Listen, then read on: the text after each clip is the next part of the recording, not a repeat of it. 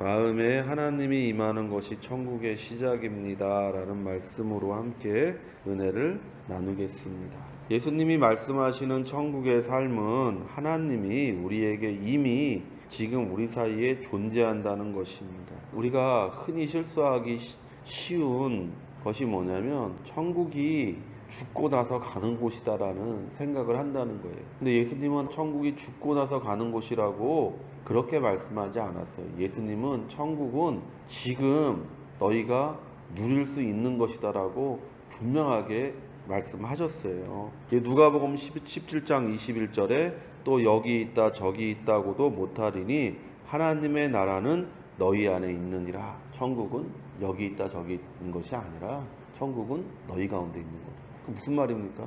내가 있는 곳, 예수 그리스도께서 계신 곳이 천국이라는 거예요. 우리가 천국을 잘못 생각하면 죽어서 내가 원하는 것을 이루는 것이 천국이라고 생각합니다. 물론 그런 것이 천국이기도 하죠. 눈물이 없고 죽음이 없고. 그러나 진짜 천국은 예수님께서 말씀하시는 참된 천국은 예수 그리스도와 함께 살아가는 인생이 바로 천국이다라는 것을 얘기하고 계신 것이죠.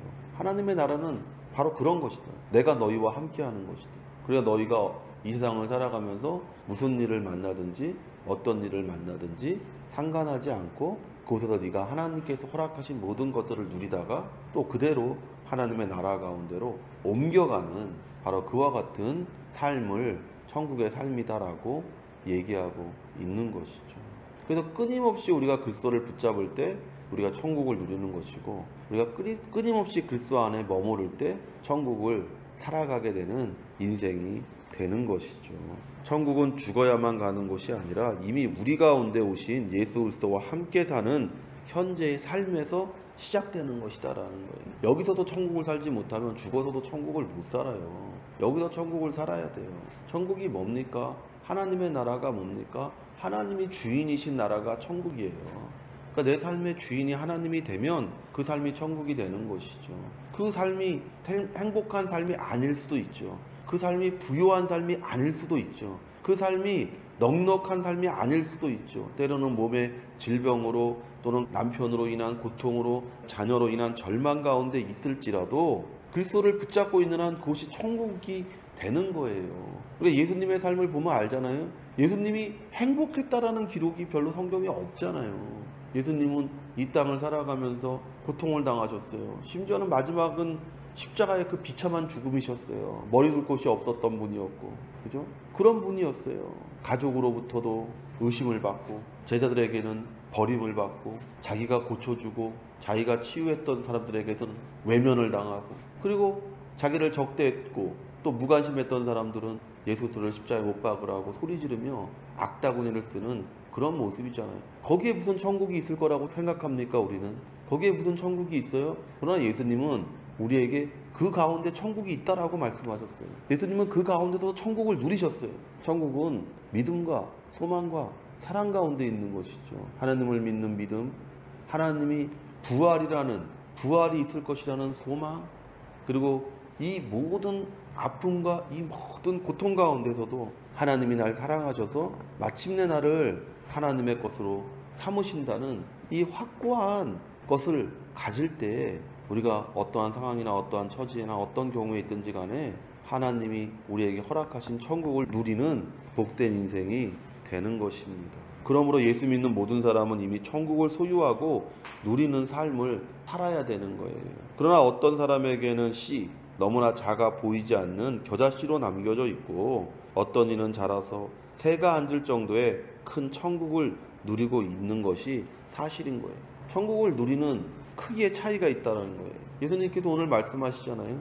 천국은 씨 같은데 그 씨가 밭에 뿌려져서 마침내 자라서 새가 앉을 정도로 된다는 것이죠. 그 씨는 가장 작다라고 얘기하고 있어요. 세상에서 가장 작은 씨, 눈에 보이지 않는 것이 우리 마음에 뿌려지고, 우리 마음에 뿌려진 그것이 영양분을 먹고 자라서 정말 새가 앉을 정도로 그 정원에서, 그 밭에서 가장 큰 나무가 된다라고 얘기하고 있는 것이죠.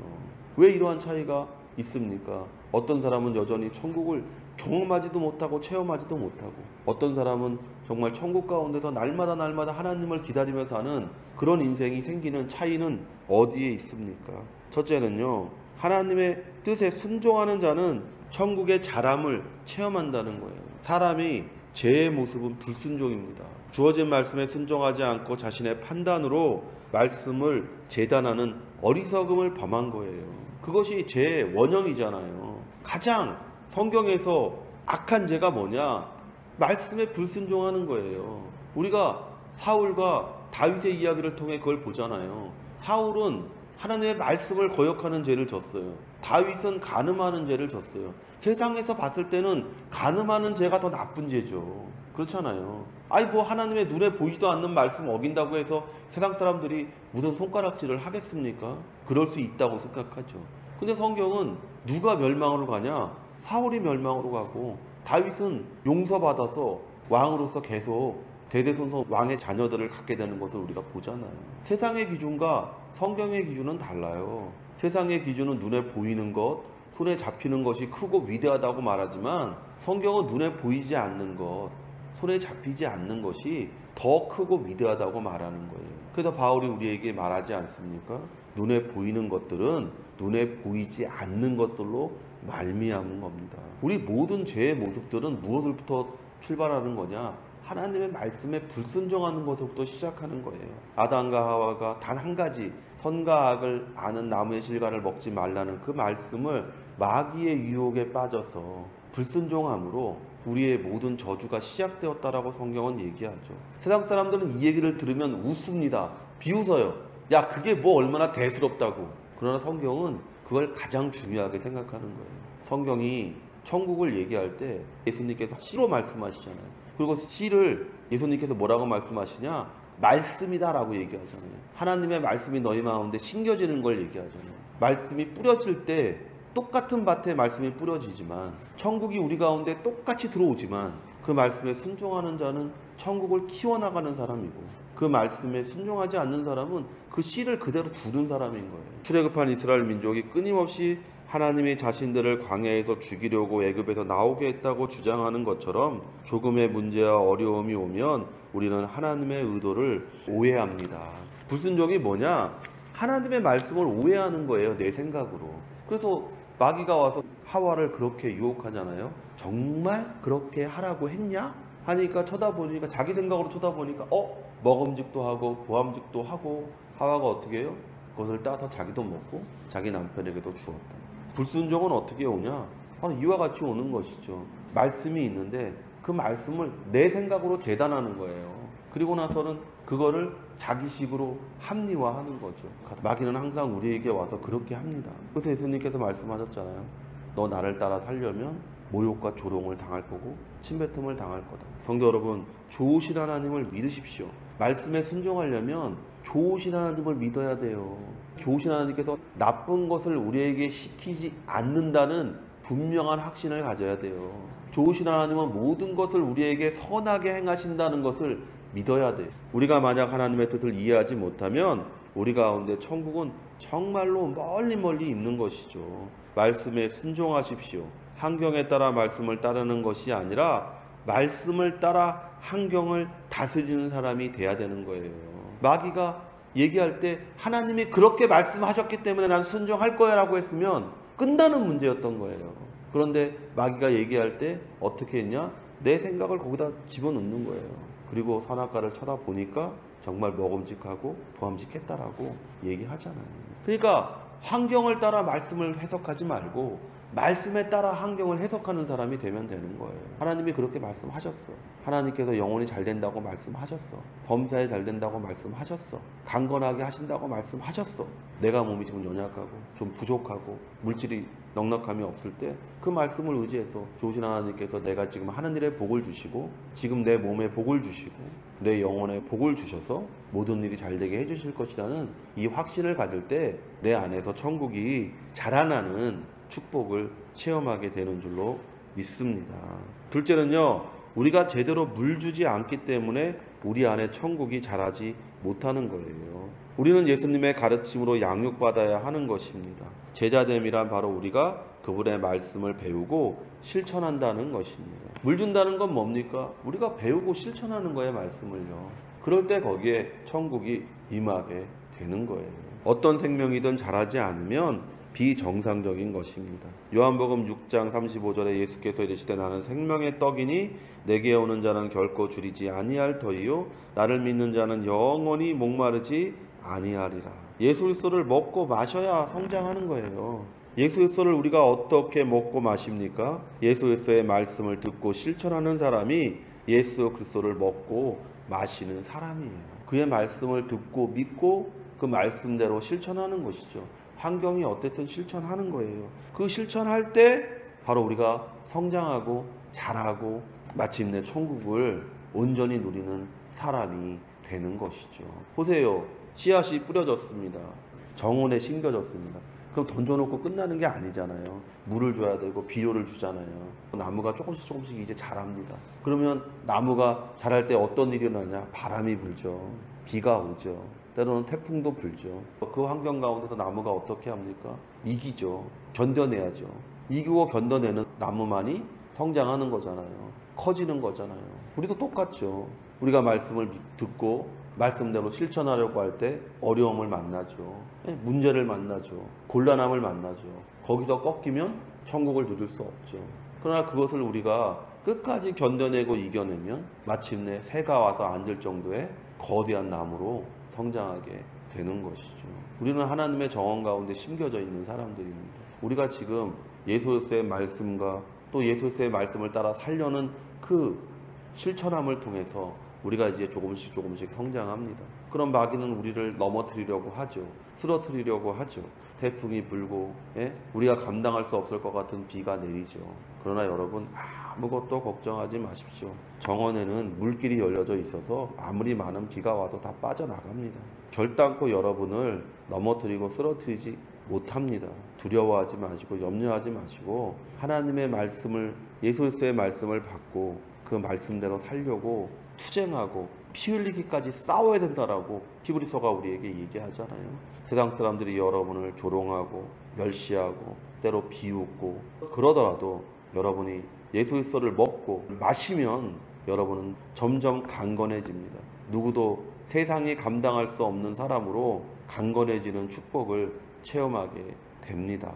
그래서 히브리서 11장 믿음장의 마지막이 그거잖아요. 이러한 사람들은 세상은 감당하지 못합니다. 이렇게 온전하게 천국을 누리는 사람들은 세상은 감당하지 못합니다. 구약에 있는 사람들이 무엇을 위해서 참고 견뎠습니까? 성경이 히브리서 11장에 얘기하잖아요. 그들은 하나님의 나라를 기다리며 참고 견뎠다고 얘기하잖아요.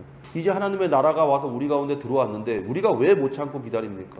우리는 더욱더 그 사람들보다 큰 믿음이 있고 그 사람들보다 더 큰 하나님의 은혜가 있는데 우리는 능히 이기고 능히 승리케 되는 삶을 살게 될 줄로 믿습니다. 셋째로 우리가 받는 말씀에 대한 태도가 천국을 누리게 하는 거예요. 이것이 결정적으로 우리 사이에 천국의 크기를 좌우합니다. 예수님이 씨 뿌리는 자의 비유를 통해 우리에게 말씀해 주셨습니다. 아무리 좋은 씨앗이라도 돌밭이나 가시밭길이나 길가에 떨어지면 그 씨는 자라지 않습니다. 자라다가도 곧 씨가 말라버립니다. 마태복음 13장 3절에서 9절로 예수께서 비유로 여러 가지를 저희에게 말씀하여 가라사대 씨를 뿌리는 자가 뿌리러 나가서 뿌릴새 더러는 길가에 떨어짐에 새들이 와서 먹어버렸고 더러는 흙이 얕은 돌밭에 떨어짐에 흙이 깊지 아니하므로 곧 싹이 나오나 해가 돋은 후에 타져서 뿌리가 없으므로 말랐고 더러는 가시떨기 위에 떨어짐에 가시가 자라서 기운을 막았고 더러는 좋은 땅에 떨어짐에 혹 100배, 혹 60배, 혹 30배의 결실을 하였느니라. 귀 있는 자는 들으라 하시니라. 성도 여러분, 우리의 마음밭이 가장 중요합니다. 지금 어떠한 마음으로 말씀을 듣고 계십니까? 하나님의 말씀은 좋은 씨앗이고 동일하게 여러분 모두에게 뿌려졌다고 성경은 기록하고 있습니다. 다른 씨앗이 우리에게 뿌려진 것이 아닙니다. 모두 동일한 크기와 동일한 하나님의 말씀이 우리에게 뿌려졌습니다. 누구에게는 작게 혹은 적게 어떤 이에게는 많이 크게 뿌려진 것이 아닙니다. 어떤 사람은 이것이 바로 하나님이 지금 나에게 주시는 말씀이라고 마음의 문을 영적인 목마름과 배고픔을 해결해 주는 말씀으로 받아들여요. 받아들이는 밭의 문제라고 예수님께서 분명하게 말씀하셨어요. 그러면서 말씀하시기를 같은 마음이다라고 얘기하셨죠. 근데 어떻게 그 마음밭이 좋은 밭이 되는지를 예수님께서는 말씀하지 않았어요. 불행하게도. 그러면서 그 마음에 이런 것이 있어서 너희가 천국을 누리지 못한다라고 얘기하신 거예요. 우리가 알아야 되는 것은 그 말씀을 통해서 내 마음밭에서 내가 지금 천국을 누리지 못하는 이유가 그 셋 중에 하나라는 것이죠. 내 마음에 길이 되어 있는지, 돌이 있는지, 아니면 가시엉겅퀴가 자라 있는지, 이 세 가지가 있는 마음에는 절대로 천국이 자랄 수가 없는 것이죠. 하나님이 아무리 좋은 말씀을 여러분 가운데 뿌려도 여러분 마음의 상태가 그와 같다면 여러분은 절대로 거기에서 천국을 키워낼 수가 없습니다. 오직 좋은 밭에서만 천국이 자라난다라고 얘기하고 있어요. 그 말씀을 받아들이는 그 마음의 상태가 가장 중요하다라고 예수님께서 말씀하고 계십니다. 가나안에 들어간 12명의 정탐꾼이 똑같은 것을 보고 똑같은 것을 먹고 똑같은 지역을 보았지만 10사람은 말씀이 아니라 사람의 눈으로 보았습니다. 오직 2사람 여호수아와 갈렙만이 하나님의 눈으로 보았습니다. 그들 2사람만이 가나안에 들어가 누리는 사람들이 되었습니다. 오늘날도 마찬가지예요. 천국은 누구나에게 약속으로 주어졌지만 그러나 누구나 천국을 누리지 못합니다. 죽는 것이 사는 것만 못한 삶을 사는 사람들도 많아요. 무엇이 이런 비극을 만들었나요? 바로 10사람의 정탐꾼처럼 생각하고 말해왔기 때문입니다. 그들은 틀린 말을 한 것이 아니에요. 단지 하나님을 잃어버린 거예요. 하나님의 말씀으로 세상을 바라볼 때만이 천국이 내 안에서 성장하는 거예요. 보세요. 우리의 마음의 상태를 보십시오. 혹시 12정탐꾼의 마음 같지 않나요? 그러면 무엇을 해야 됩니까? 회개해야죠. 회개하는 거예요. 왜 내 안에 천국이 이와 같이 작습니까? 왜 내 안에 이와 같이 천국을 누리지 못합니까? 기쁨도 없고 평안도 없고 만족도 없고 왜 그렇습니까? 내 안에 세 가지가 있는 것이죠. 길이 있든지 아니면 돌이 있든지 아니면 가시엉겅퀴가 자라고 있든지. 어떻게 해야 됩니까? 우리는 마태복음 4장으로 돌아갑니다. 어떻게 해야 돼요? 회개하십시오. 회개만이 여러분의 마음의 밭을 좋게 만드는 것입니다. 회개하십시오. 나의 하나님됨을 내어버리고 내가 나의 주인이라는 생각을 내어버리고 돌이켜 하나님의 말씀을 붙잡고 하나님의 말씀 안에서 우리가 살고 하나님의 말씀을 지키며 그것을 우리가 굳건하게 붙잡을 때만이 우리 안에서 천국이 자라고 그 자라난 천국으로 말미암아 마침내 우리가 참으로 하나님의 사람으로서 살아가는 그와 같은 복된 인생이 되는 줄로 믿습니다. 다 같이 그와 같은 인생 사시기를 예수의 이름으로 축원을 드립니다.